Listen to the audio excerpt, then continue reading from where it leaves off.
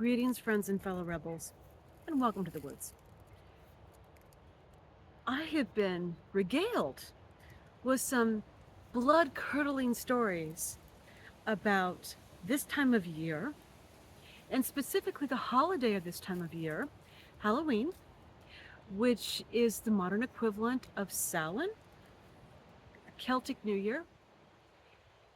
It makes sense to have a new year when everything is being reset, when the leaves are coming down and everything is bedding down. It's not when I celebrate New Year. For me, it's when the sun returns. It's winter solstice. Or the spring, when everything comes back to life. Depending on what I'm working with, what specific aspect of life I'm dealing with, I use those as the gauge marks for the new beginning.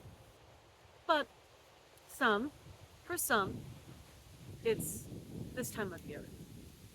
This is back to school. This is new beginning. This is new start and begin again. I think part of the reason for this is the fact that the veils are so thin that you can speak to those who have come before, to the ancestors. This is a time when ancestors are acknowledged. And when I say ancestors, I don't just mean your grandparents, your great grandparents, those who came before, way back, although those indeed are your ancestors.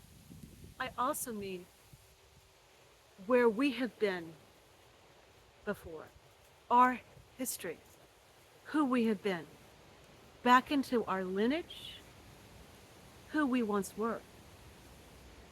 If you go back into your family tree, some of us who have been following a family line for generations and generations, if you go back to your great mother or father, you may discover lifetimes that you have lived. And this would be the time of year to find that out. This would be the time of year where you honor the past and you discover secrets, hidden truths, things you may not have known. But for some people, this is a challenge time. This is when you confront your shadow, when you work with your shadow, when you acknowledge that part of you that normally doesn't come out to play, find out what you need to be healthy, to balance everything out. And for some of us, this is a time of great terror and fear. There have been some, well, for me, it's amusing stories that have gone around, rumors, things that people have been coming up with, I suspect, because they want to tell fireside stories to each other. Somebody comes up with a whopper and off it goes. I have heard stories about pumpkins. Yes, pumpkins. For every pumpkin that a person puts up in their house, that's someone or something they've killed. No, friends, that's not what pumpkins are for. All of these kind of traditions came from the old Irish, Scottish, brought to America for the purpose of continuing the culture, continuing, again, the honor of the ancestors. They knew that the veils were thin. And the Irish people, Celtic people, have a very strong strain of sensitivity, of spiritual sensitivity that runs throughout their culture and their people. It's in their blood. And they knew that you have to be kind of careful because there are predators and disgruntled entities, energies, revenants that are unquiet spirits that have been separated from source, their primal, their primary, where they came from, and are lost.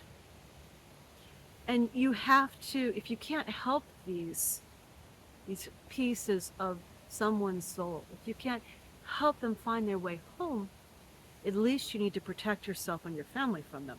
And so they would put a request out to Source. Please illuminate this night. Please provide guardianship, safety for my family, safety for my home, safety for me. And as a symbol that that is so, they would place a candle within a turnip to light the night, to light a guardian, to hold the energy of acknowledgement that they're guarded by Source, and that they will see their way through the dark times, through the dark night, through the particular dark night or dark nights that are the most dangerous when it comes to dimensional mixing. And when they came to this country, they discovered that pumpkins are so much better for that. So, you create your scary guardians and you ask for protection. And you light your candle and you put them out in front of your house or behind your house or wherever you need that protection. And the understanding is that it's holding space for that, for you. That's the pumpkin tradition. No, it's not racking up your kills, showing off to the neighborhood. No, no, no. In fact, many of these traditions are benign. You dress up not because you become the demon.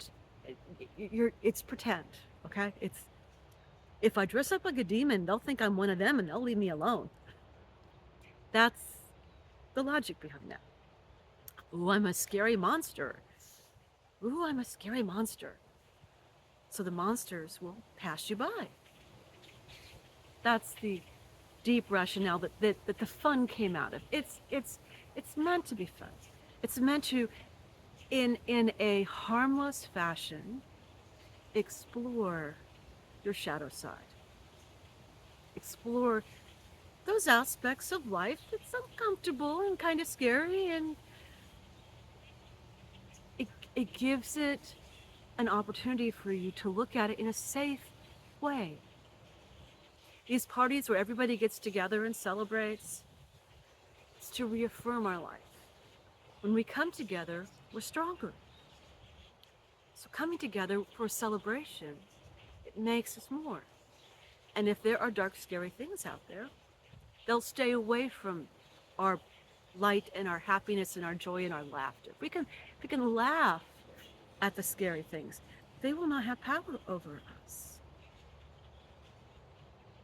Do not be afraid to celebrate all aspects of humanity, of who we are, what we are, of how all of this works. You can find beauty and joy in it if you can find your balance and hold it. You're safe. You're moving forward. Welcome to the woods.